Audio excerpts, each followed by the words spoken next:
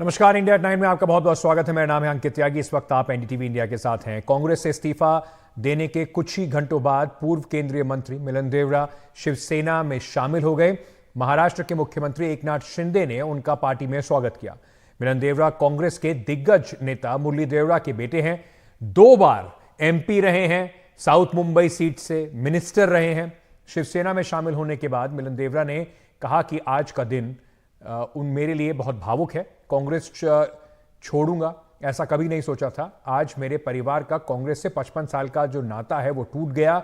साथ ही उन्होंने ये भी कहा कि आप सबको पता है कि मेरी राजनीतिक धर्मनिरपेक्ष और प्रगतिशील राजनीति रही है।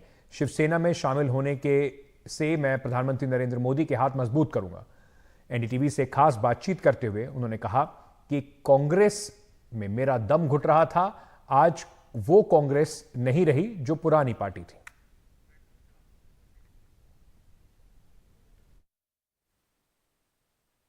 And joining me is our big newsmaker, the man of the moment and the newsmaker of the day, Milind Deora, joining us live from Mumbai. Mr. Deora, should I congratulate you for your next move? और is there a lot of emotions attached to this decision? क्योंकि हमने आपकी ये जो Twitter पे आपने डाला है ये देखा और इसमें आपने ये साफ तौर पे कहा है 55 साल का साथ छूट रहा है कांग्रेस के साथ। नहीं, मैं आपके अभिनंदन के लिए मैं आपको धन्यवाद देना चाहता हूँ। I am grateful to you. हाँ, मैं भावुक हूँ। ये मेरे लिए एक बहुत भावनात्मक, बहुत ही बड़ा निर्णय था। 55 सालों से आधी सदी से मैं सोच भी नहीं सकता हूँ, हाफ अ सेंचुरी से पुरानी एक रिश्ता था इस पार्टी से।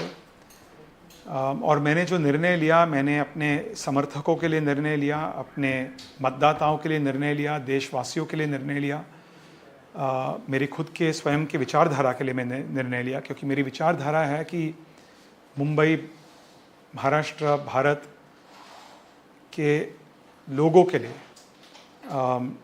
कंस्ट्रक्टिव काम करना, सकारात्मक काम करना। जो नकारात्मक राजनीति चल रही थी, किसी को गाली देना, किसी जो हमारे देश के यशस्वी प्रधानमंत्री जी जब एक नीति अनाउंस करते हैं, एक योजना अनाउंस करते हैं, तो ऑटोमेटिकली उसका विरोध करना, इस राजनीति में मुझे कोई इंटरेस्ट नहीं है। मैं हमेशा सोचा था, पिछले 10 सालों से मेरे पास कोई पद नहीं था, उसके बावजूद मैं पार्टी में लॉयल रहा था। और मैं हमेशा सोचा कि पार्टी विल इम्प्रूव, पार्टी अपने आप में सुधार ले आएगी, लेकिन अभी तक वो कुछ हुआ नहीं है। और इसलिए मुझे एक बहुत ही कठोर निर्णय लेना पड़ा। मैं अपने समर्थकों को बहुत बहुत धन्यवाद देना चाहता हूँ, और ख़ास करके एकनाथ शिंदे जी, जो कि महाराष्ट्र के मुख्यमंत्री है। मैंने कई सालों से, मैं उसके पहले भी उन्हें जानता हूँ। वे एक बहुत ही मेहनती, एक बहुत ही हार्ड वर्किंग मुख्यमंत्री है। महाराष्ट्र ने शायद ऐसे हार्ड वर्किंग ज़मीन ग्रास रूट्स लीडर को कभी देखा नहीं होगा।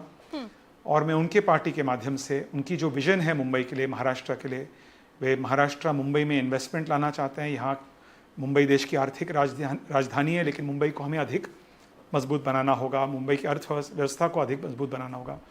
और उनकी जो विज़न है, उन्होंने भाषण में भी कहा कि उन्होंने मुझे पार्टी में आने का आमंत्रण इसलिए दिया कि वे चाहते हैं कि मैं भी गवर्नमेंट को गाइड करूं। तो मैं पार्टी के माध्यम से उनके हाथों को अधिक मजबूत करना चाहूँगा, देश की यशस्वी प्रधानमंत्री नरेंद्र मोदी जी के हाथों को अधिक मजबूत करना चाहूँगा। और एक बार जो मेरा ओरिजिनल, जब मैं राजनीति में आया था, कि पॉजिटिव पॉलिटिक्स, कंस्ट्रक्टिव पॉलिटिक्स, मैं वही करना चाहता हूँ।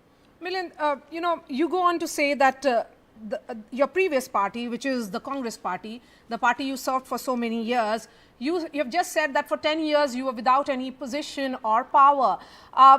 And, you had spoken about certain decisions taken by the Congress party in the past as well, that you had expressed your concerns regarding those. Now your previous party, which is the Congress, is now saying that the timing is such that it has almost eclipsed Rahul Gandhi's Nyaya Yatra, that if you were disgruntled, you are unhappy with the Congress, you could have quit the Congress earlier, something which was waiting to happen. I mean, I find this personally, it's unfortunate if the Congress has said that, because it goes to show how entitled the Congress has become. If a big leader of the party is leaving, the party should be saying we should stop that leader from leaving, we should address their concerns. Instead of that, they're debating whether it was the right day or the wrong day. Frankly, it's ridiculous. I can't believe, I'm shocked that they would even say that, frankly, if they've said that. I haven't read these statements, I've been extremely busy. Secondly, tomorrow is Makar Sankranti, which in Maharashtra and Mumbai is a very, very important day. Unfortunately, the Congress party doesn't know about India's culture and has lost touch with our culture. But this is a day of new beginnings. When somebody wants to buy a car, a two-wheeler, a house, buy gold, buy jewelry for their home, for their family, they buy it on Makar Sankranti. They don't do it before that. So it was an auspicious day. There was absolutely no thinking in my mind or in the CM's mind that this is a day which we should do because there's a yatra that my erstwhile leader is embarking on. So these are unfortunately, it's unfortunate if they have truly, Maria said that we have, that, Milind should have chosen a better day. That just shows you how the party thinks. It's self-explanatory, frankly, how ridiculous it is. And Milind, you have been part of the G7, the core team of Rahul Gandhi, along with many others. Jyotiraditya Scindia, Jitin Prasad and RPN Singh, of course, have quit. Sachin Pilot, Dipinder Hooda were among those group of people who were very, very close to Rahul Gandhi. And you were part of that team which worked with him very closely. Among the young ministers as well. Did anybody from the Gandhi family reach out to you in the last few days when they came to know that you were on your way out? Look, these are personal issues and I've moved on from the Congress. I would not like to get into what happened between me and the party leadership at a personal level. But yes, I did express serious concerns to them in the last few weeks especially. They appointed me joint treasurer of the party. I was told I would be, there are many things that, I was told they want me to do, then they didn't happen on time, then they happened in a different way. And I did express a certain regret on a few things. I did express regret about the statement of Sanjay Raut, who said that Congress should start negotiating in Maharashtra from 0 seats. And I spoke on behalf of the Congress party. I spoke on behalf of Congress men and women across Maharashtra, not just in Mumbai. And I found it shocking and I found it, again, unbelievable, frankly, that not one leader from Maharashtra or Delhi showed Shiv Sena UBT the mirror and said that, who are you to talk about telling Congress to start from 0 seats? Look what's happened to your party. Look what's happened to your government. Look what's happened to your MLAs, your MPs, your party name, your symbol.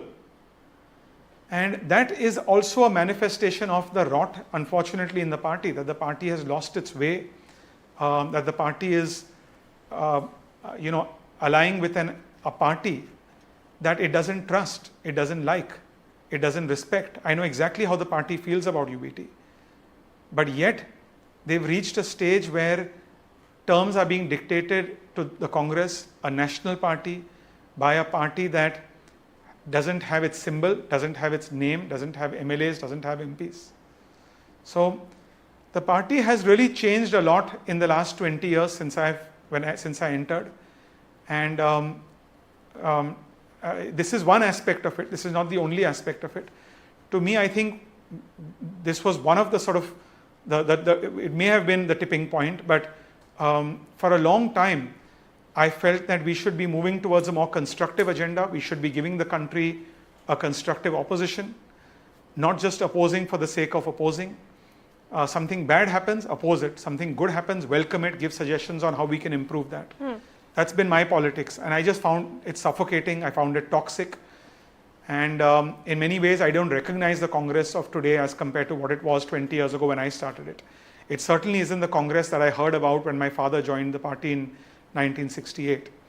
I wish the Congress party well. I wish them well in their ideology. They were once, for me, They were the centrist party of India. They were the nationalist party of India, nationalistic party of India. They united India. Today, this is a party which is talking about a caste census. It's talking about a north-south divide. This is the party that ushered in economic reforms 32 years ago, which was a significant step in India's history to empower the common man. Today, the party is abusing businessmen who were born out of that, to my next those question, economic Milind. reforms. Is this shrill anti-corporate stand costing Congress politically as well as denting its image? Look, I don't know if it's costing them politically, but I just think that It this did. idea You are of among those leaders who have quit saying so. attacking. No. To me, it's wrong to do that. To me, it's wrong to say that for a party that unleashed economic reforms. For example, Dr. Manmohan Singh is a member of Parliament.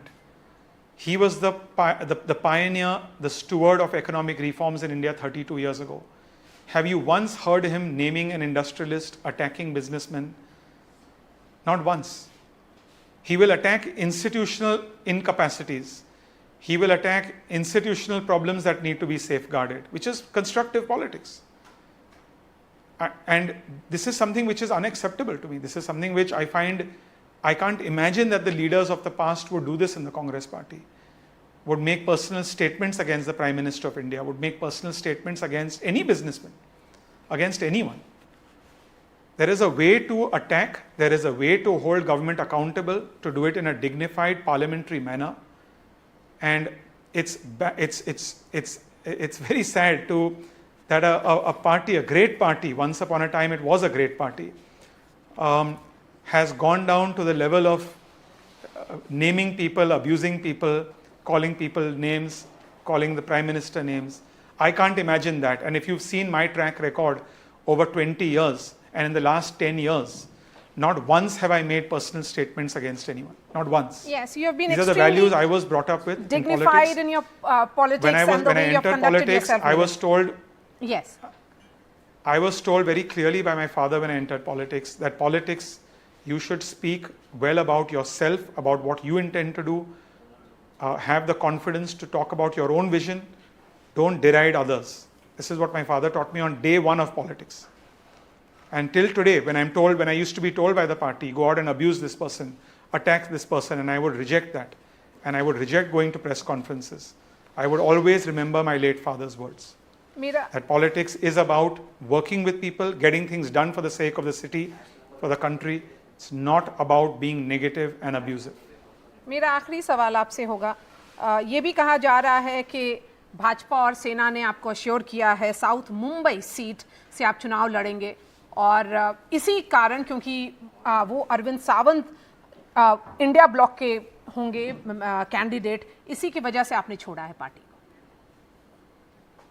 नहीं, this is wrong. Bhajpa और शिवसेना शिंदे जी के नेतृत्व में nobody has, I have not gone in with you will fight here or fight that. Yes, Eknath Shinde ji believes someone like me should be in parliament. He believes someone like me can work through parliament. उनका दृढ़ विचार है कि मेरे जैसे नौजवानों को parliament में जाना चाहिए, मुंबई और महाराष्ट्र का प्रतिनिधित्व करना चाहिए. What is wrong in this? It's a good thing. If someone believes that a good person should be empowered to work, that's a good thing. Unfortunately, my party didn't believe that, so it's a mirror to them. एक और सवाल, ये emotional call है जो आपने बोला, क्या Congress leaders जो सीनियर कांग्रेस लीडर्स हैं वो बैडली एडवाइज्ड हैं? Is the Congress party now hijacked by a few people? Is that the sense that you got? See मैं इस बात पर ज़्यादा मैं कुछ कहना नहीं चाहता हूँ, बट हर चीज़ के लिए एक हर दवा के लिए हर क्योर के लिए भी एक एक्सपायरी डेट होता है.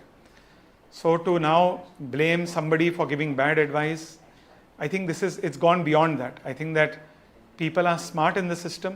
People are experienced enough to know what is good inputs, what are bad inputs, what is right for the country, what is wrong for the country, what the voter believes in, what the voter doesn't believe in, what has been the traditional way of working for the Congress party and what is a new way of working. People understand that. People have to take those calls. People should be mature enough to take those calls. You don't need advisors to tell you what to do. Have you communicated? I mean, I'm sure you would have spoken to Jyotiraditya Scindia and others who were part of G7 of Rahul Gandhi, who are now all in the BJP. What was their feedback to you? I will not. I won't share. I won't share who I've spoken to. But everyone in the NDA fold and in the Congress fold have wished me their best. I'm grateful for their wishes. There are friendships which transcend politics, transcend political affiliations. And as I said to each one, even those who I've left behind, that let's work together for a better Mumbai, for a better Maharashtra, and for a better India. Thank you. Thank you so much. Milind Deora, all the best for your new journey. Thank you for speaking to NDTV.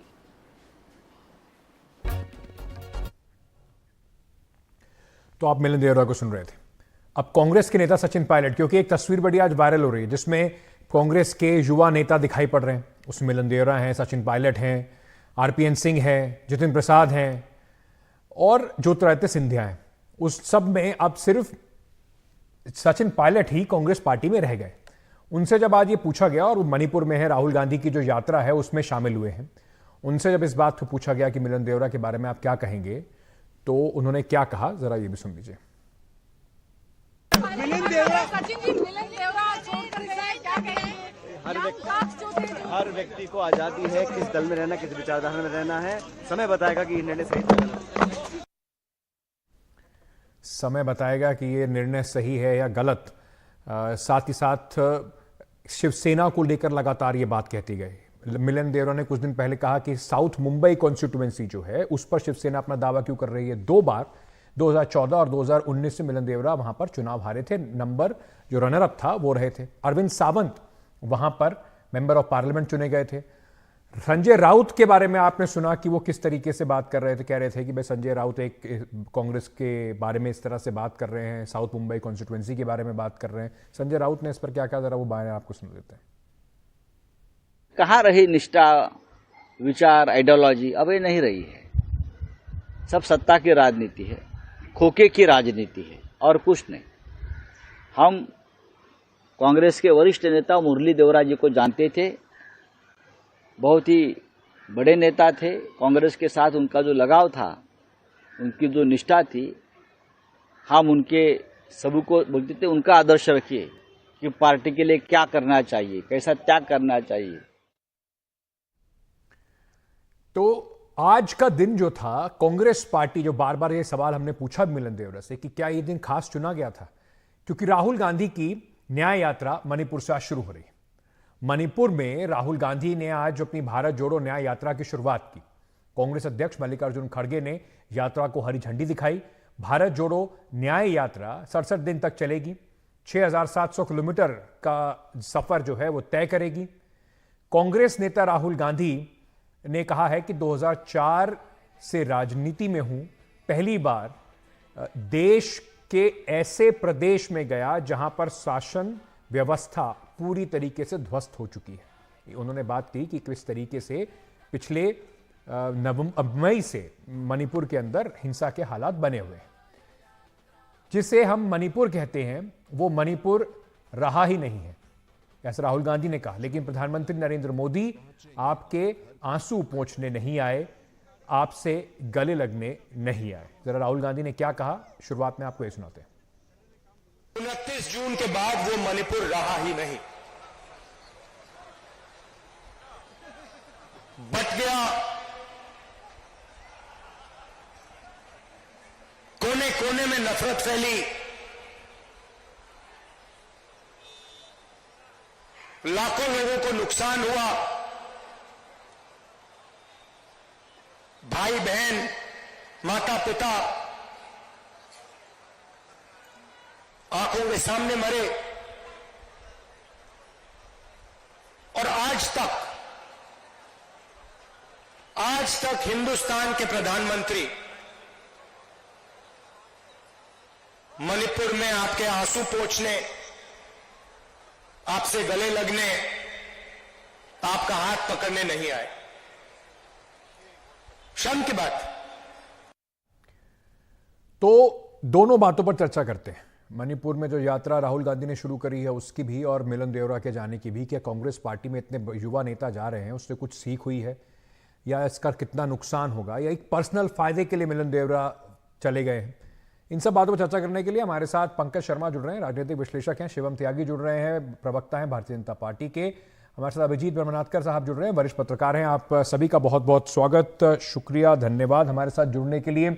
मैं सबसे पहले पंकज शर्मा जी आपसे बात समझना चाहता हूं कि क्या सिर्फ ये कह देना कि देखिए बीजेपी की साजिश है, 14 तारीख को इसलिए कर रहे हैं क्योंकि हमारी यात्रा वहां से शुरू हो रही है, क्या औरों पर उंगली उठाकर ही कांग्रेस का काम चलता रहेगा, या कभी खुद भी सोचना पड़ेगा, खुद भी ये बात समझनी पड़ेगी, खुद भी ये बात देखनी पड़ेगी कि क्यों इस तरीके से एक करके नेता हमें छोड़ के जाते जा रहे हैं?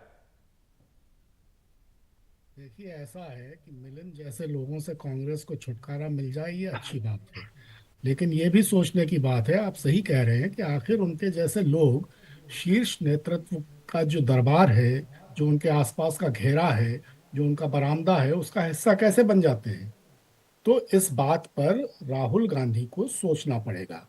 मैं शुरू से ये मानता हूँ, काफी वक्त से ये मानता हूँ और लगातार कहता हूँ कि राहुल जी को अपने आसपास की टोली का जो वो चयन करते हैं वो बहुत सावधानी और चौकन्नेपन से करना चाहिए, लेकिन वो उतने चौकन्नेपन से करते नहीं है।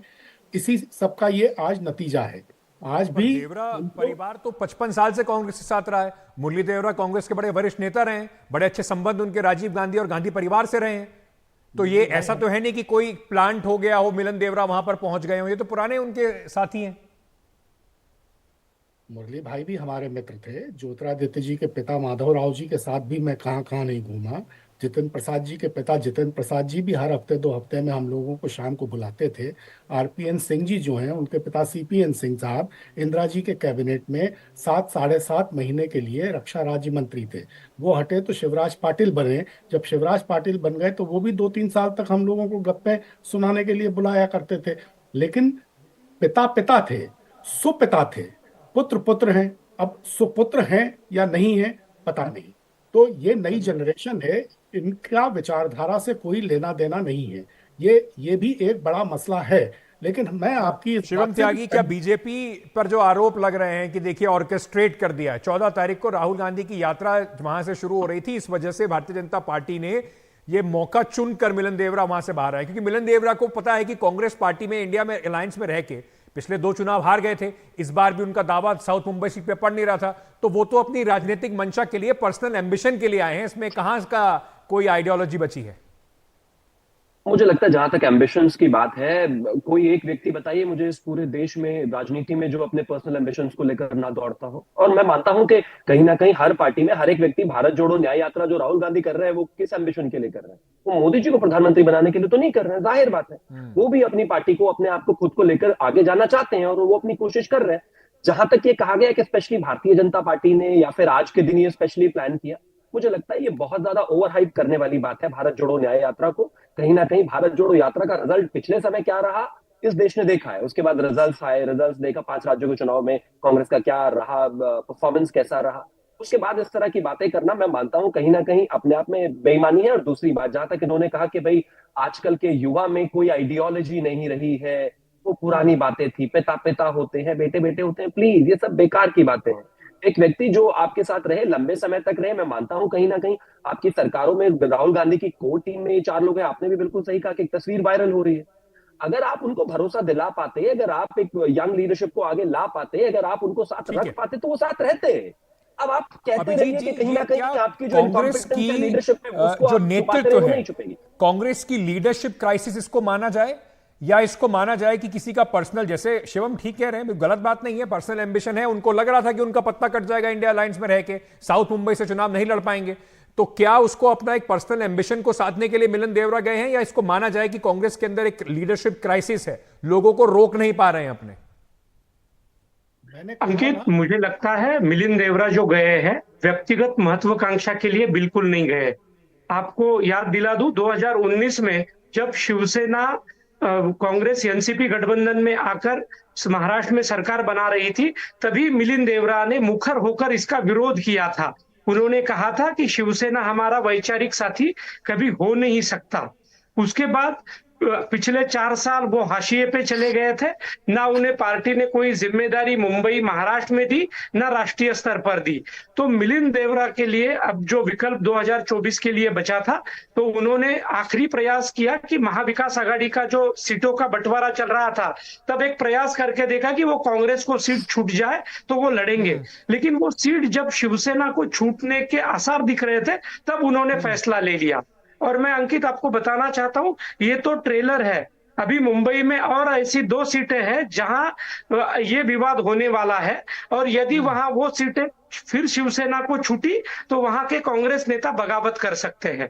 अंकित, संजय निरुपम की बात कर रहे हैं क्या आप उनमें से एक? बिल्कुल बिल्कुल सही पकड़ा अंकित आपने।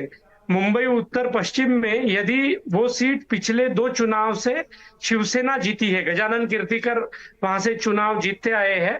गजानन कीर्तिकर हालांकि एकनाथ शिंदे गुट में है, लेकिन उनके बेटे अमोल कीर्तिकर वो अभी भी उद्धव ठाकरे के साथ है। यदि उद्धव ठाकरे जी ने एक बात वहां भी बताइए अभिजीत प्रतिष्ठा जी, जो शिवसेना 2014 और 19 में जीती थी भारतीय जनता पार्टी के साथ चुनाव लड़के, अब वो शिवसेना तो रही नहीं है, उसमें भी 2 भाग हो गए। एक एकनाथ शिंदे की तरह साथ खड़ी हुई है, एक उद्धव ठाकरे के साथ खड़ी हुई है।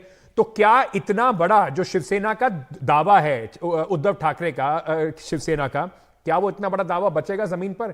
या मिलन देवरा जो अब वहां पर चले गए हैं, एक तरफ कांग्रेस का काडर, और साथ में शिवसेना उद्धव ठाकरे का काडर, मिलन देवरा के लिए बचता है बीजेपी का और शिवसेना शिंदे का काडर। तो क्या उनको ये एक राजनीतिक तौर पर एक अच्छा फैसला लिया है, या इस बार भी मुश्किल हो सकती है उनके लिए?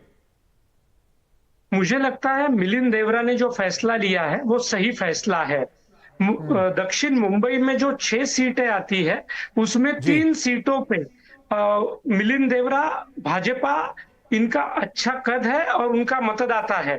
बाकी 3 सीटों पे शिवसेना मजबूत है। तो कुल मिला के शिवम, मैं आपसे तो समझना चाहता हूं, जैसा आपने कहा कि ये है। बड़ी, ये हमेशा ये कहने की बात है कि देखिए कांग्रेस के आरोप बीजेपी पे लगा रहे हैं, लेकिन आप भी जानते हैं राजनीति में सारा खेल टाइमिंग का होता है। तो कैसे दरकिनार कर दिया जाए कि 14 तारीख को राहुल गांधी की यात्रा और मिलन देवरा बाहर निकल के कह रहे हैं कि देखिए ये तो कांग्रेस के खिलाफ है, इस टाइमिंग को कैसे दरकिनार कर दिया जाए? तो अगर आपके ही लॉजिक से मैं जाऊं तो फिर तो मुझे लगता है कि राहुल गांधी की इनकॉम्पिटेंस और ज्यादा एक्सपोज हो जाती है। राजनीति में जहां लोगों को जोड़कर चलना चाहिए, वहां अगर उनके पर्सनल मित्र उनके बड़े दिन पर ही उन्हें छोड़कर जा रहे हैं, तो माफ कीजिए, आप राजनीति तो बहुत दूर की बात है, तो आप तो अपने निजी संबंध भी नहीं संभाल सकते। मैं ऐसा मानता हूं कि टाइमिंग बिल्कुल इंपॉर्टेंट होती है, इसमें कहीं कोई दो राय नहीं है। लेकिन जब आपके पास इस तरह का कोर ग्रुप एक जमाने में रहा हो, 10 साल आप सरकार में रहे हो, आपने डिसीजन लिए हो, आप साथ में रहे हो, आपने लंबे समय बताए हो, छुट्टियां साथ में बिताई हो, पढ़े साथ में हो, बावजूद उसके अगर आपको लगता है कि आपका जो कोर ग्रुप है वो भी आपको छोड़कर जा रहा है आपके समय बड़े दिन पर, तो माफ कीजिए, कहीं ना कहीं आपकी ही इनकॉम्पिटेंस दिखाता है। और जो शिवम कह रहे हैं उससे तो कम से कम यही बात समझ में आती है कि ये बात हमेशा कहना कि देखिए राहुल गांधी को लोग ठीक चुनने चाहिए अपने आसपास, या उनको गलत सलाह मिल जाती है, कहीं ना कहीं तो ये समझना होगा कि सलाह तो वो खुद ही ले रहे हैं ना। इतने सालों से राजनीति में होने के बाद भी अगर वो इतने परिपक्व नहीं है, तो क्या सवाल कांग्रेस की लीडरशिप पे नहीं उठेगा?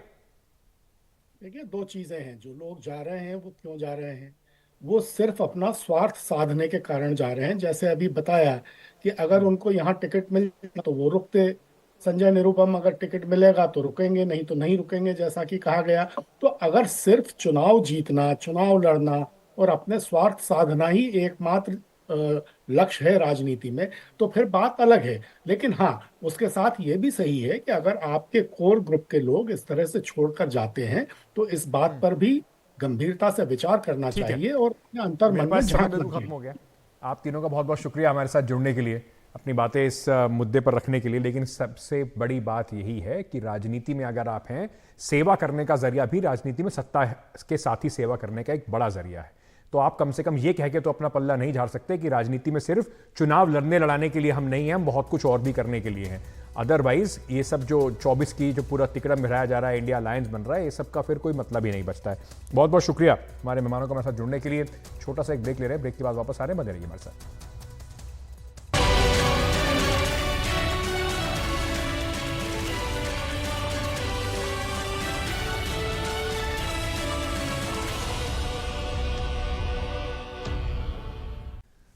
सपा समाजवादी पार्टी अध्यक्ष अखिलेश यादव प्राण प्रतिष्ठा समारोह में शामिल नहीं होंगे।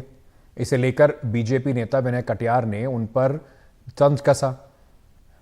अखिलेश यादव ने पहले कहा कि वो प्राण प्रतिष्ठा के बाद राम मंदिर जाएंगे, अयोध्या भी जाएंगे, लेकिन ये भारतीय जनता पार्टी का कार्यक्रम है, इस वजह से वो इसमें शामिल नहीं होना चाहते। एनडीटीवी से बातचीत करते हुए विनय कटियार ने कहा कि अगर मुलायम सिंह यादव जीवित होते तो प्राण प्रतिष्ठा में जरूर आते।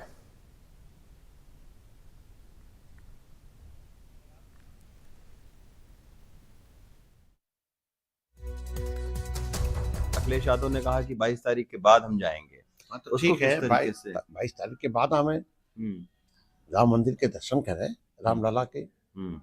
हमें जब उनकी इच्छा हो, जब उनकी श्रद्धा हो, कार्यक्रम में प्राण प्रतिष्ठा में वो रहती तो और अच्छा लगता। अखिलेश यादव? हाँ। मुलायम सिंह जी होते तो वो आते यहाँ पे आते। ये कैसे सर आपको लग रहा है? अरे कैसे क्या लग रहा है, हमको मालूम है ना। अच्छा, कभी आपकी बातचीत संकेत मिले कि भाई इस तरीके वो से? सब हमको संकेत है।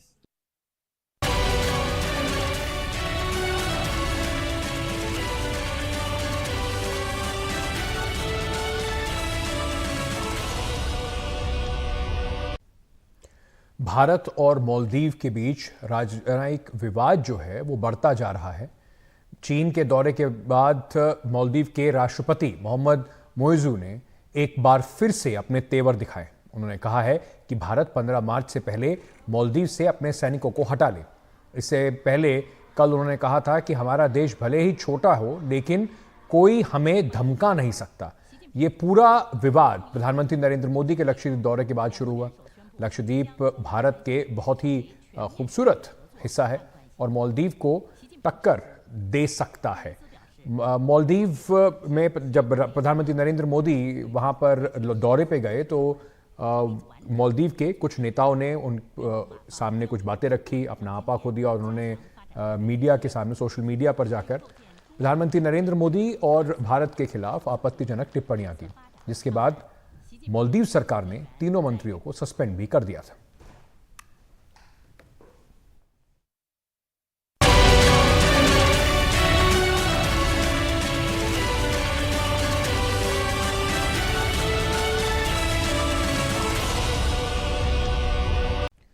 इजरायल और हमास जंग के आज 100 दिन पूरे हो गए। गाजा में अब भी ताबड़तोड़ हमले जारी हैं। इस लड़ाई में खास तौर से गाजा के अंदर अभी तक 23,000 से ज्यादा लोगों की मौत हो चुकी है। ज्यादा जानकारी दे रहे हैं हमारे सहयोगी उमाशंकर सिंह। हमास ने इजरायल पर 7 अक्टूबर को आतंकी हमला किया था। 14 जनवरी को उस हमले के 100 दिन पूरे हो गए। इस तरह इजरायल हमास युद्ध शुरू हुए भी 100 दिन पूरे हो गए हैं। इन 100 दिनों में क्या क्या हुआ है, एक निगाह इस बात पर। 7 अक्टूबर को हमास के इजरायल पर हमले के दौरान करीब 1200 इजरायली मारे गए और 240 से अधिक बंधक बना लिए गए। इजरायल ने बदले की कार्रवाई के तौर पर गाजा पर भारी बमबारी शुरू की, जिसमें हमास के मुताबिक अब तक करीब 23,000 लोगों की मौत हो चुकी है। इजरायल का दावा है कि उसने हमास के 8,000 से अधिक लड़ाकों को मारा है, जिसमें कई कमांडर तक शामिल हैं। 7 दिनों के युद्ध विराम के दौरान 110 बंधक रिहा किए गए, लेकिन 130 बंधक अभी भी हमास के कब्जे में हैं। समझौते के मुताबिक बंधकों के बदले में इजरायल ने 210 फिलिस्तीनी कैदियों को अपनी जेलों से रिहा किया। आईडीएफ के मुताबिक उत्तरी गाजा में उसने हमास के मिलिट्री फ्रेमवर्क को पूरी तरह ध्वस्त कर दिया है और अब वह मध्य और दक्षिणी गाजा में जमीनी अभियान को आगे बढ़ा रहा है। जमीनी अभियान से पहले उत्तरी गाजा से करीब 10 लाख लोगों को दक्षिणी गाजा भेजा गया, जिनको अभी भी उत्तरी गाजा लौटने नहीं दिया गया है। 23 लाख की आबादी वाले गाजा के 85% लोग मध्य और दक्षिणी गाजा में समेट दिए गए हैं। रिपोर्ट्स के मुताबिक गाजा पर इजरायल के हमलों में 2 लाख से अधिक घर और करीब 2000 से अधिक ऐतिहासिक स्थल या तो पूरी तरह से तबाह हो गए हैं या उनको नुकसान पहुंचा है। गाजा के दर्जनों अस्पताल हमले की जद में आए हैं, जिससे वहां इलाज या तो बंद हो गया है या मुश्किल से हो पा रहा है। गाजा में भोजन पानी से लेकर ईंधन तक की भारी किल्लत है। गाजा में काम करने वाली यूएन की एजेंसी के मुताबिक लाखों लोगों के सामने भुखमरी की स्थिति है। इजिप्ट से लगने वाला राफा बॉर्डर सहायता पहुंचाने का एकमात्र जरिया है। इसराइल के मुताबिक 7 अक्टूबर के बाद से 7,000 ट्रक मानवीय सहायता गाजा भेजी गई है। पूर्ण युद्ध विराम को लेकर अब तक की सारी कोशिशें जो हैं वो बेकार गई हैं। इसराइल बंधकों की वापसी और हमास को पूरी तरह से खत्म किए बगैर युद्ध रोकने को तैयार नहीं है। इसराइल के हमले बेरूत तक हुए हैं, जिसमें हमास के उपनेता की मौत हुई है। 3 महीने से अधिक की लड़ाई में पहली बार हिजबुल्लाह का एक बड़ा जो कमांडर है वो मारा गया है। इराक और सीरिया में अमेरिकी सैन्य ठिकानों को निशाना बनाकर हमले किए गए, जिसमें 70 से अधिक अमेरिकी सैनिक घायल हुए हैं। बदले में अमेरिका ने भी इराक में जवाबी कार्रवाई किया है। अमेरिकी विदेश मंत्री ब्लिंकन 5 बार मध्य पूर्व का दौरा कर चुके हैं, लेकिन अरब देशों और इजराइल के बीच के तनाव को कम करने में कोई कामयाबी नहीं मिली है। मध्य नवंबर से लाल सागर में हुती के हमलों ने युद्ध को और भड़का दिया है। व्यापारिक जहाजों पर हमलों के खिलाफ अमेरिका और यूके जैसे देशों ने यमन में हमले शुरू कर दिए हैं। हुती, हिजबुल्लाह और हमास का समर्थन करने वाले ईरान को अमेरिका बार बार चेतावनी दे चुका है, लेकिन इन संगठनों को ईरान का समर्थन जारी है। ईरान की तरफ से भी इजराइल और अमेरिका जैसे देशों के खिलाफ लगातार तीखे बयान दिए जा रहे हैं। हुती के हमलों से विश्व अर्थव्यवस्था में संकट का नया दौर शुरू हुआ है, जो कोविड महामारी और रूस यूक्रेन जंग की वजह से पहले से ही कठिनाइयों का सामना कर रही थी। लाल सागर में जहाज़ों की आवाजाही बाधित होने से तेल की कीमतों में इजाफा हुआ है। माल ढुलाई महंगा होने से दूसरी चीज़ें भी महंगी हो रही हैं। कुल मिलाकर 100 दिनों के युद्ध के बाद भी शांति की राह नज़दीक नजर नहीं आ रही।